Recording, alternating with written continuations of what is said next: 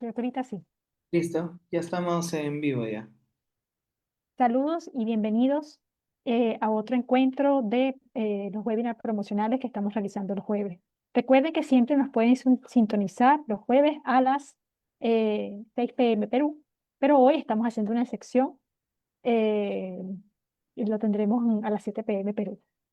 Recuerden también que todos los webinars van a quedar grabados en YouTube para que puedan ver, para que lo puedan ver. Bueno, hoy tenemos un tema súper interesante con nuestro compañero Milker Olaya, uno de los profesores de Leucis. Él nos va a estar comentando sobre la crisis de la Edad Media desde el punto de vista de Carl Gustav Jung. Milker Olaya es psicólogo de la Universidad Científica del Sur, ingeniero industrial de la Universidad Nacional del Callao, tiene 9 años de experiencia en recursos humanos corporativos, 6 años de experiencia en formación y capacitación de equipos. Es coach ejecutivo de la International Association of Coaching Institutes. Es terapeuta de parejas en el modelo Goodman con mención en infidelidad. Además, es terapeuta de análisis existencial y logoterapia. Tiene un posgrado de psicología analítica. Es jefe del área de investigación en Centro PIT y orientador vocacional de MOVE, Modelo de Orientación Vocacional Estructural. Y por supuesto, profesor de Eleusis. Gracias, Milker, por honrarnos con tu compañía el día de hoy. Gracias, Soledad. Bueno, hoy día nos trae un tema bastante interesante del cual yo tengo una conexión emocional bastante grande, porque si es que ven este tema de... a mí me encanta presentarme, lindo todo lo que acaba de mencionar Soledad, pero realmente a mí me encanta presentarme como un desorientado vocacional.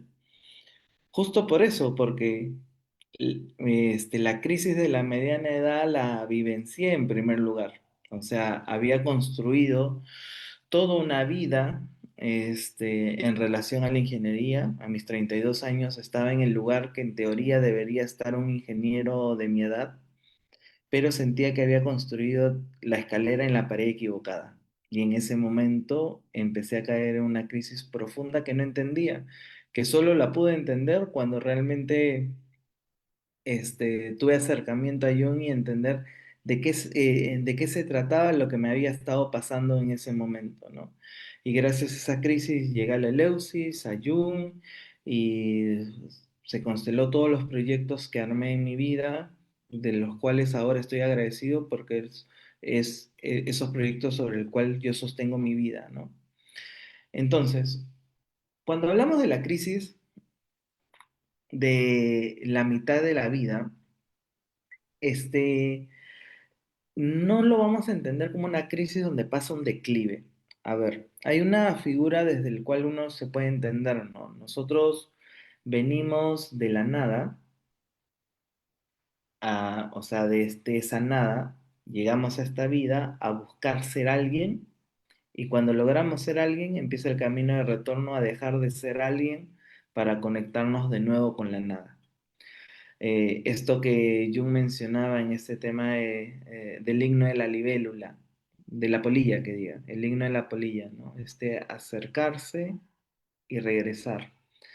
Eh, y claro, es como esta crisis de la mediana edad tiene que ver con este comienzo de viaje hacia el alma, ¿sí? Hacia encontrarte el alma.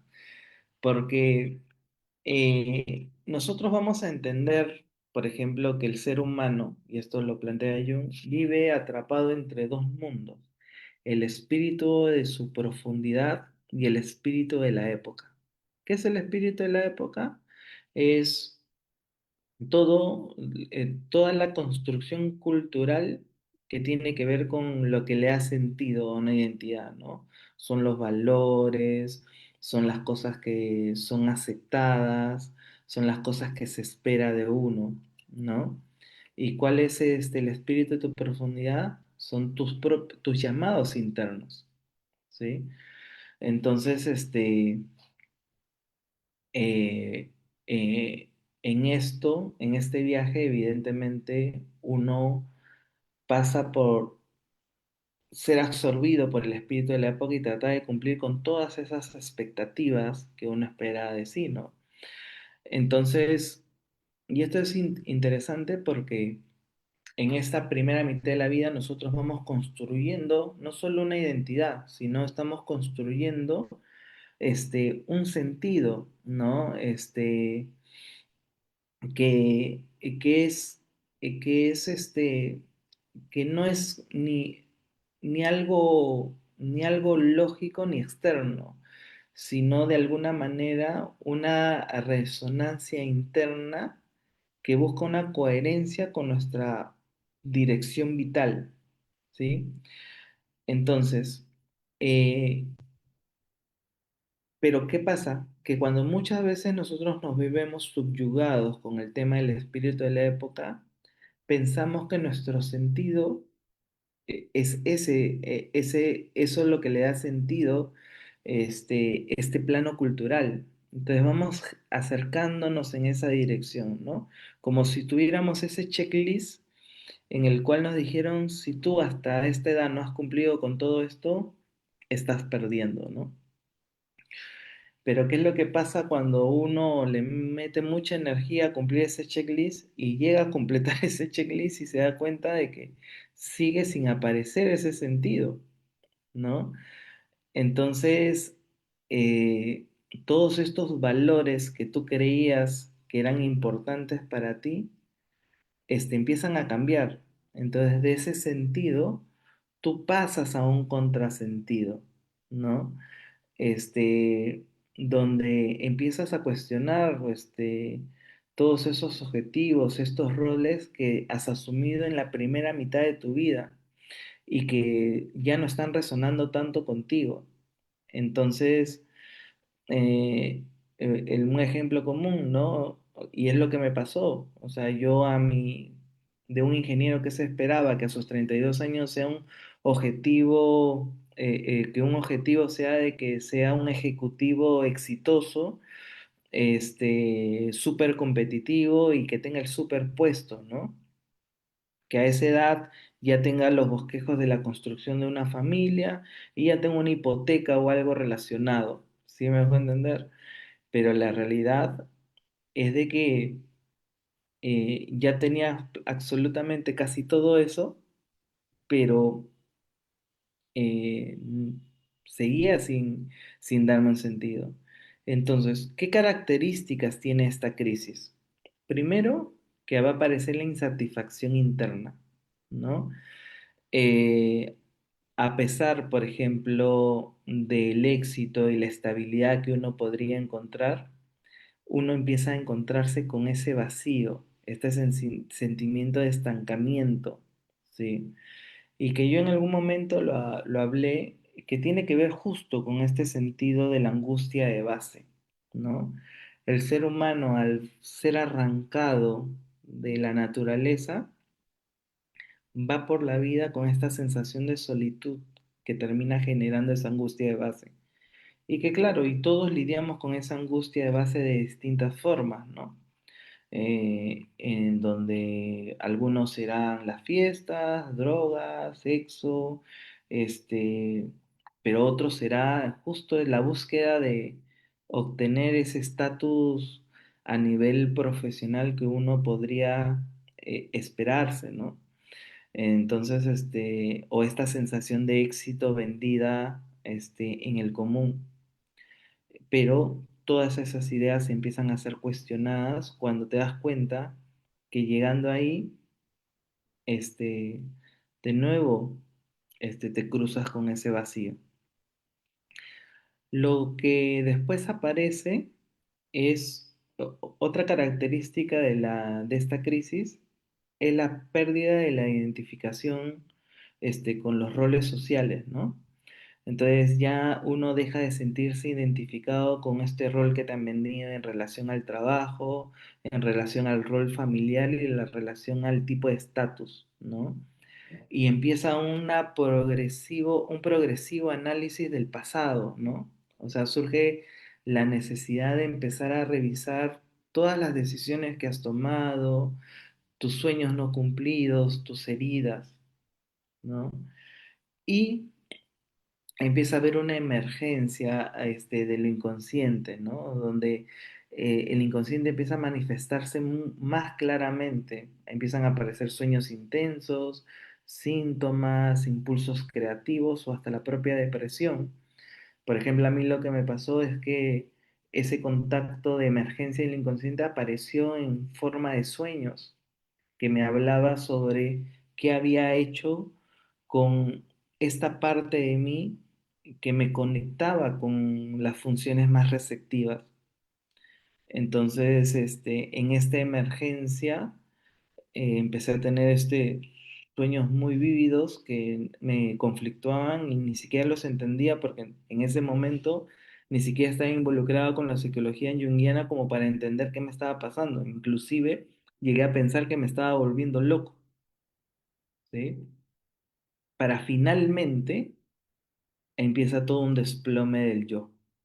Entonces, donde el ego empieza a mostrar sus propias limitaciones y se empieza a abrir a la posibilidad de renacer a una vida mucho más auténtica, ¿sí? Entonces, nosotros lo que vamos a entender en este proceso de la primera mitad de la vida y segunda mitad de la vida va a tener ciertas características. O sea, mientras que en la primera mitad de la vida tú vas a construir tu yo, vas a ir en búsqueda de ese éxito vendido por la sociedad, la pareja, el estatus. Empiezas a identificarte con esta persona que estás construyendo que tiene que ver con esta máscara social y empiezas a adaptarte al mundo externo. La segunda mitad de la vida empieza una disolución o integración de lo que viene a ser el yo con estos aspectos, por ejemplo, de la sombra. Empieza una búsqueda de sentido, una conexión con la espiritualidad y el autoconocimiento. Empieza este encuentro, como digo, con la sombra, ¿no? Con aspectos más profundos de la psique como el ánima y el ánimos, la experiencia del sí mismo. Y empieza nuestro proceso de adaptación a nuestro mundo interno. Eh, y es por esta razón de que Jung, cuando empezó a construir de alguna manera su mirada analítica, él consideraba de que lo que estaba construyendo era una herramienta para la segunda mitad de la vida, no para esa primera.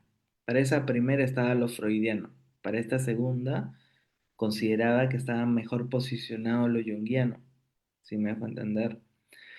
Entonces, Jung no veía esta clase de crisis como un problema, sino como esta oportunidad de crecimiento profundo. Es más, la palabra crisis viene del latín que tiene el mismo origen de crisálida, o sea, esta malla que cubre la mariposa para su proceso de transformación.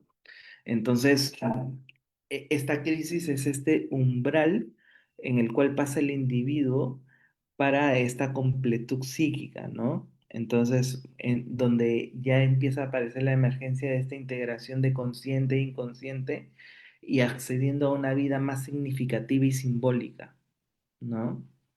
Entonces, ¿qué pasa cuando nosotros, desde nuestra posición como terapeuta, recibimos a personas justo en estas crisis, ¿sí?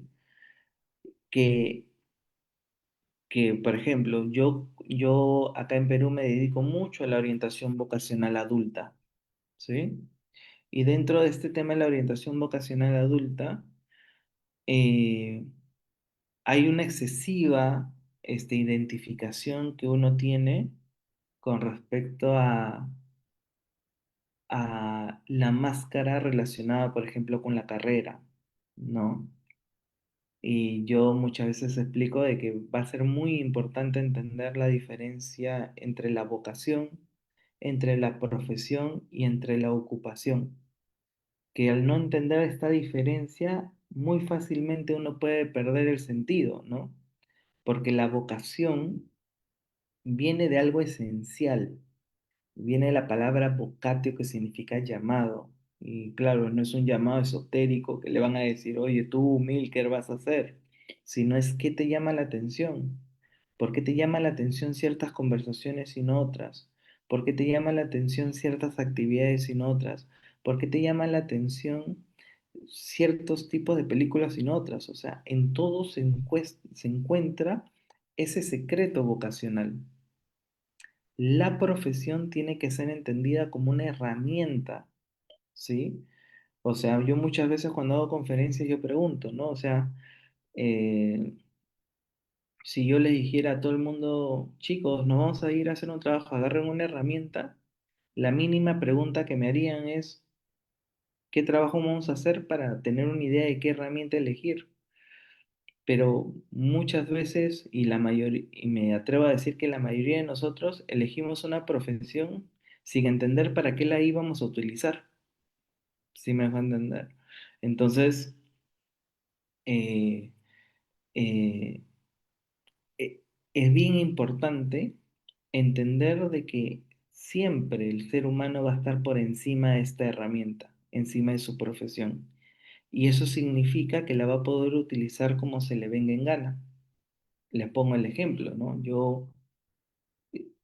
Eh, uno cuando piensa en un filósofo, normalmente diría, bueno, un filósofo trabaja como catedrático o como escritor o como ensayista, ¿sí?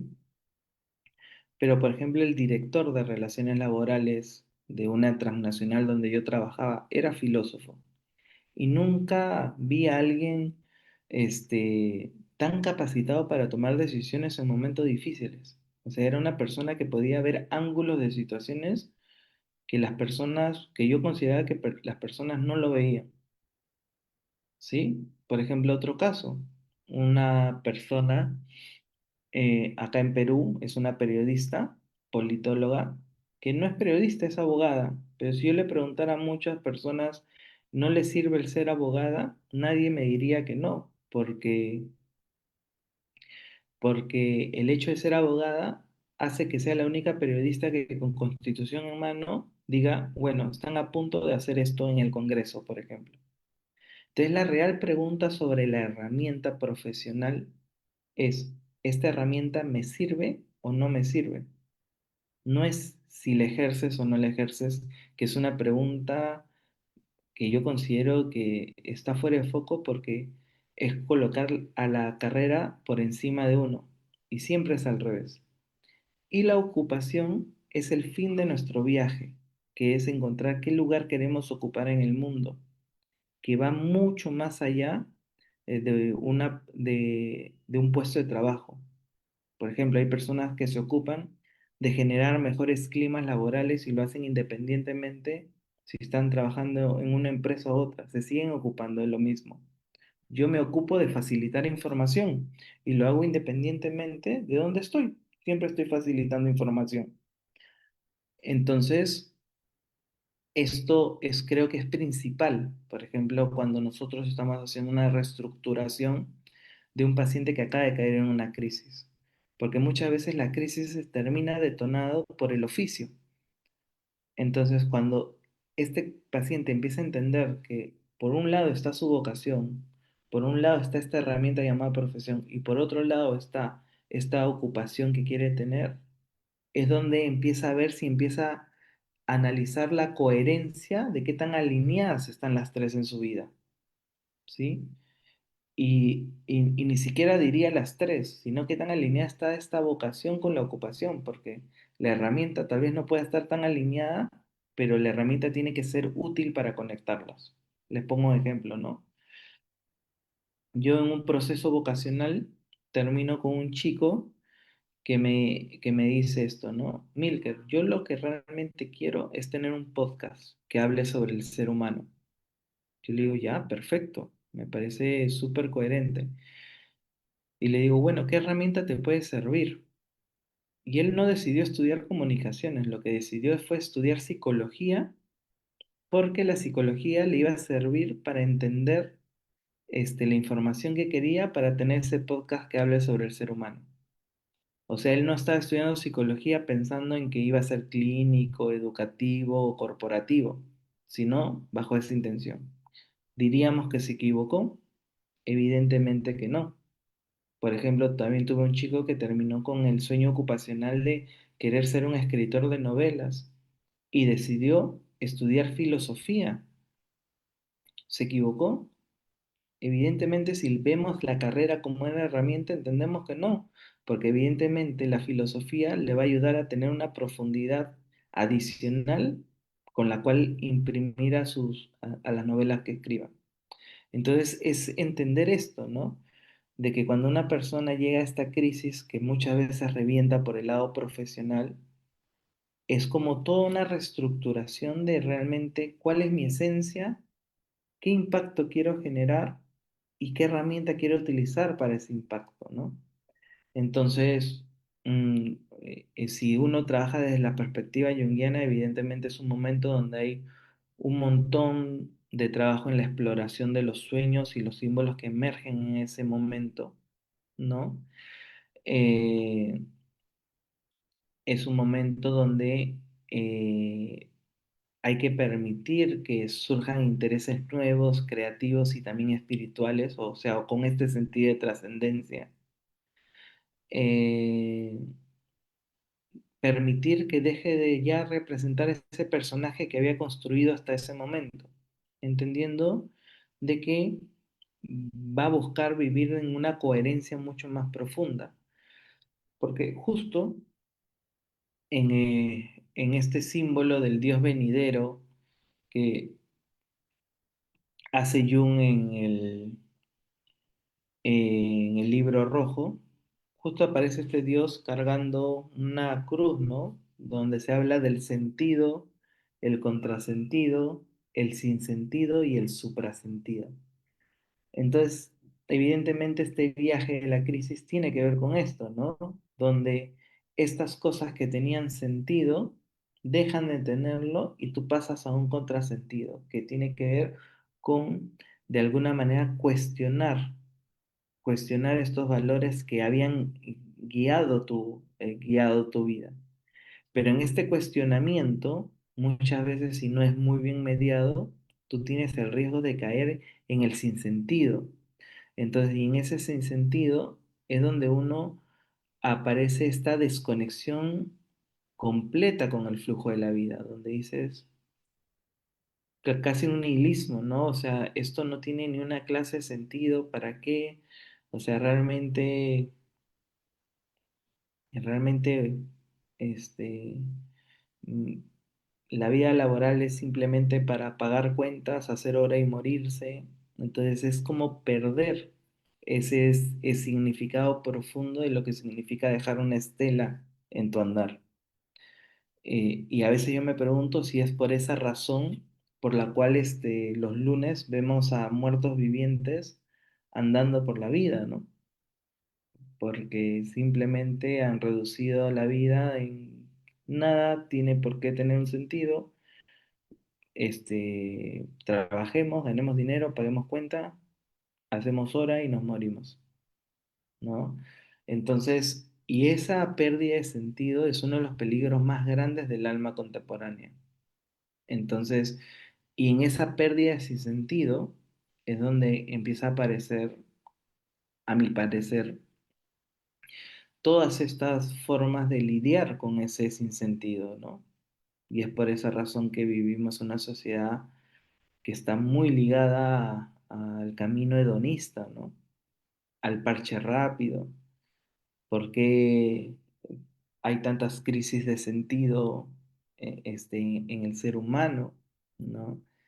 Entonces, y claro, el viaje con una persona así es reconectarla con un sentido mucho más trascendente. Y es ahí donde aparece el suprasentido.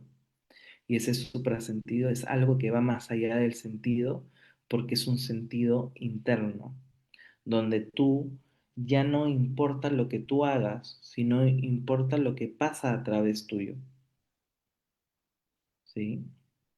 Entonces, ya tú no buscas que de alguna manera tú seas este, el protagonista, sino lo importante es qué ha pasado a través tuyo como un agente de la conciencia. Entonces, eso es bastante importante. bastante importante, porque claro, la mayoría cuando ya llega en una crisis de sentido, o se las aguanta bien para que venga el siguiente embate, porque realmente estas crisis relacionadas con respecto a inflexiones, yo en mi experiencia como orientador vocacional he visto tres grandes crisis. Una alrededor de los 20 años, porque la mayoría de chicos elige una carrera porque se quiere sacar de encima a papá y a mamá, ¿no? Y no quiere ser molestado. Pero cuando ya llega a los 20 más o menos dice, oye, ¿y esto para qué me servía? Crisis.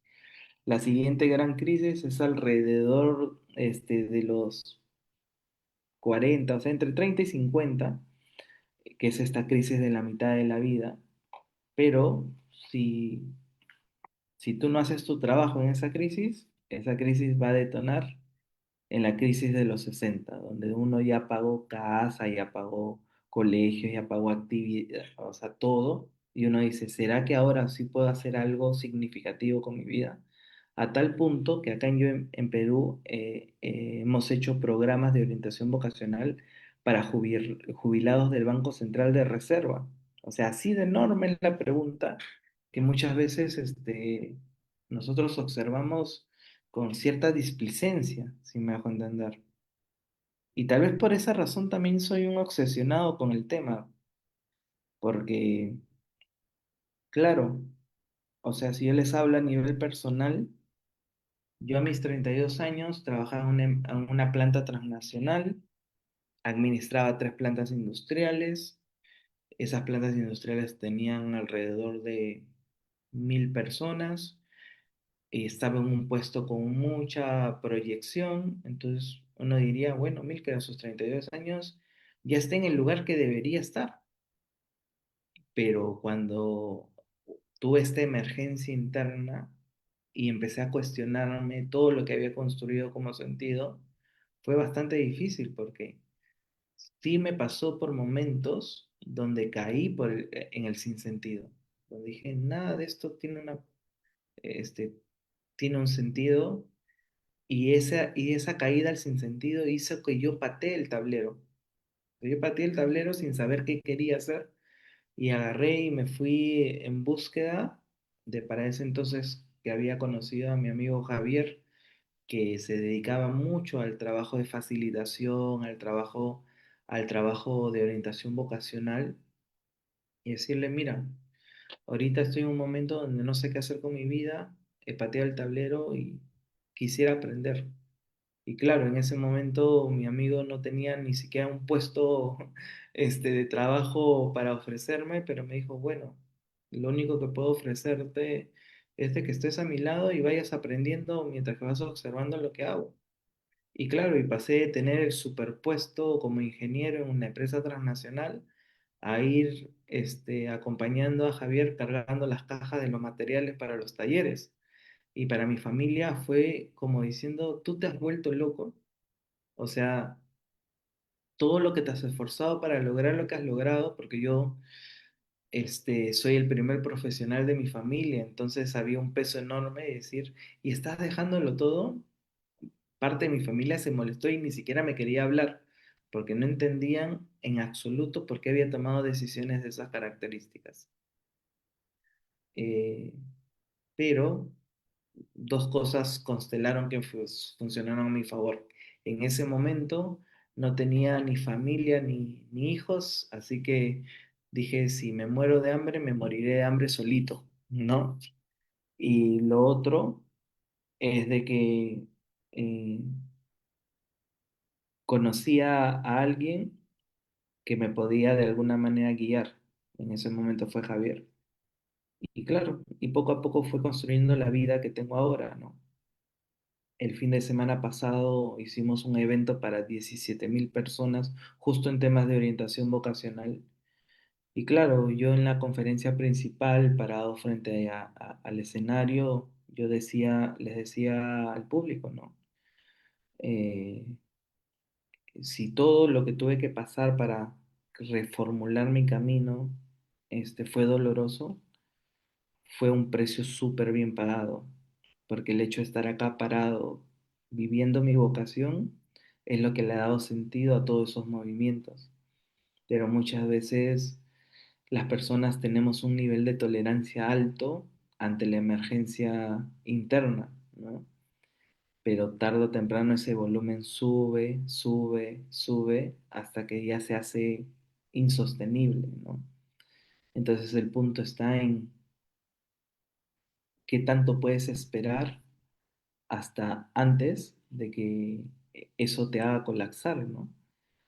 Eh, y claro, cuando uno empieza a entender desde la figura de Jung de que nosotros los seres humanos somos instrumentos de aspectos mucho más profundos, es ahí donde decidimos ser instrumentos de esa profundidad. O sea, Jung, hay algo que escribe en el libro rojo cuando le dice, oh alma mía, enséñame mi mundo interior, y en esta visualización lo que lo lleva a un desierto, ¿no? Y él se siente insultado diciendo, pero si yo me he pasado toda la vida al servicio de mi alma, y no, se había dado cuenta de que toda su vida pues se había puesto a entender el alma como un objeto de estudio. Y en ese momento él decidió colocarse al servicio de su alma. Y creo de que si yo tuviera que resumir qué significa el pasar la crisis de la mitad de la edad, es permitirte ponerte al servicio de tu propia profundidad, entendiendo que este personaje que has construido no es lo importante, sino siempre va a ser lo importante lo que pase a través tuyo, ¿sí? Entonces, a mí me gustaría cerrar justo mencionando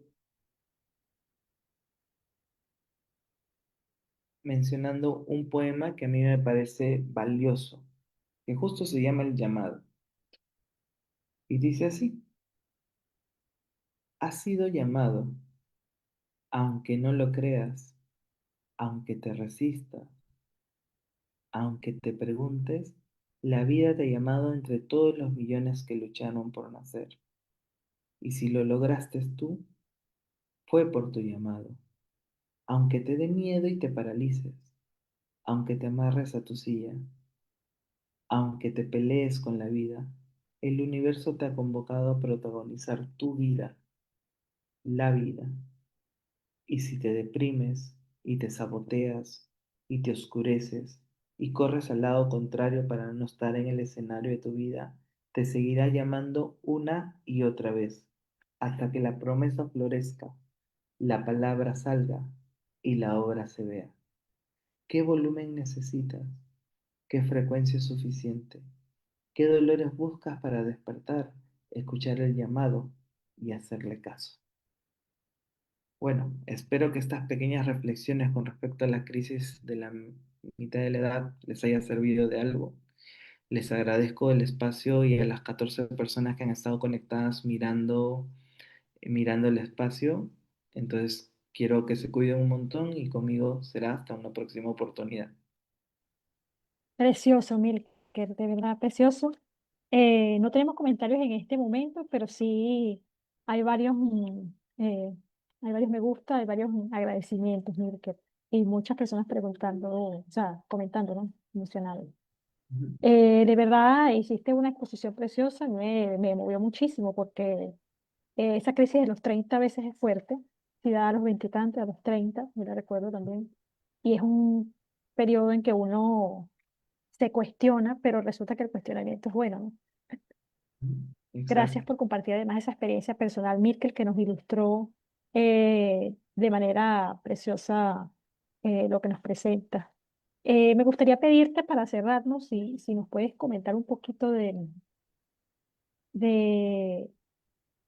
cómo, unas herramientas que tú sugerirías para, Ya. algunas Pero, herramientas prácticas, una o un ejercicio práctico eh, para... claro, primero están preguntando sobre el poema. El poema se llama El llamado Ah, y ok, es ya. este libro, Sin pecado, original de Javier. Ahí por ahí le voy a tomar foto y los paso a los grupos o para que lo cuelguen. Ya, Excelente, ya pidieron el poema. este, una de las cosas para conectar con esa profundidad es primero encontrar, por ejemplo, si yo te digo, mi llamado es ayudar personas, la palabra ayudar, si nos acordamos de nuestra clase de lengua, estas palabras que terminan en ar, er, ir, son verbos y personas son sustantivos. Y esto es, por ejemplo, una de las definiciones más potentes que tenemos en el modelo de orientación vocacional estructural, ¿sí? Que es que tu llamado es un conjunto de verbos con un conjunto de sustantivos. Entonces, tú quieres entender cómo es tu llamado, busca esos verbos, busca esos sustantivos y construyes una frase que te defina y con eso vas a saber qué tan alineada está tu vida. Por ejemplo, si yo te dijera cuáles son mis verbos importantes, yo diría es aprender, enseñar, acompañar, sostener. Y yo si te diría cuáles son mis sustantivos importantes, sería el ser humano y la espiritualidad. ¿Y yo cómo defino mi vocación? Yo diría, Milker es una persona que busca aprender sobre el ser humano para poder acompañar a otras personas en su proceso de autodescubrimiento. Eso me define vocacionalmente. Entonces la pregunta ahí, ¿qué tan alineada estaba mi vida como ingeniero industrial? ¿Qué tan alineada está mi vida ahora? Al 100%. Entonces, tú construyes tu frase vocacional, que es este conjunto de verbos y sustantivos que son importantes para ti, y encontrarás y sabrás qué tan alineada está tu vida. Y acá hay claves. Si tú tienes sustantivos importantes en tu vida, haz que tu vida gire en torno a ese sustantivo, porque en el mundo adulto son rubros. Por ejemplo, ¿no? A mí me ha pasado que un chico venía y estaba terminando ya medicina y me dice, Milker, yo te voy a ser bien sincero, yo lo único que amo es el fútbol. Yo sueño con fútbol, hablo de fútbol, consumo fútbol. Y uno diría, ¿cómo esta persona podría tener fútbol dentro de su vida profesional? Y claro, y la mayoría de gente dice, no, será un hobby, pero la realidad es que si el chico se vuelve el médico de la selección de su país, y viaja a todos los partidos con ellos, se va al mundial con ellos, ¿ustedes creen que va a ser una persona infeliz con su trabajo? No. Un psicólogo que ama el fútbol, psicólogo deportivo. Un administrador que le encanta el fútbol, un administrador en el rubro del deporte.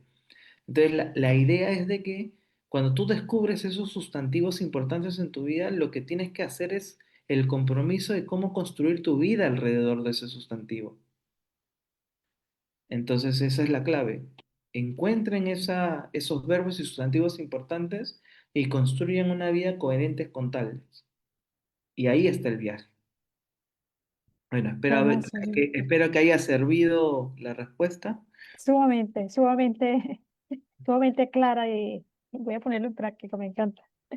Por aquí hay una pregunta, ¿no? En el Facebook nos preguntan, o un comentario pregunta, pareciera que uno queda atrapado en un sueño, ¿cómo despertar? Este, Ricardo Rodríguez. claro, a ver, voy a tratar de interpretar lo que me acaba de escribir porque me parece súper poético, ¿no? Y lindo. Pero o sea, la realidad es de que, claro, o sea, nos quedamos bien, muy atrapados en el deberías, pero va a ser importante conectarnos en el yo quiero, ¿no? O sea, por ejemplo, ¿no? A mí lo que me pasó es, como primer profesional en mi familia, no se esperaba menos que un médico, un ingeniero o un abogado. Decidí ser el ingeniero. ¿Por qué? Porque tú debes ser el orgullo de la familia. Pero cuando tú te conectas con el quiero, es ahí donde pase lo que pase afuera, vas a avanzar, porque, o sea, tiende a ser difícil. Imagínense esta decisión.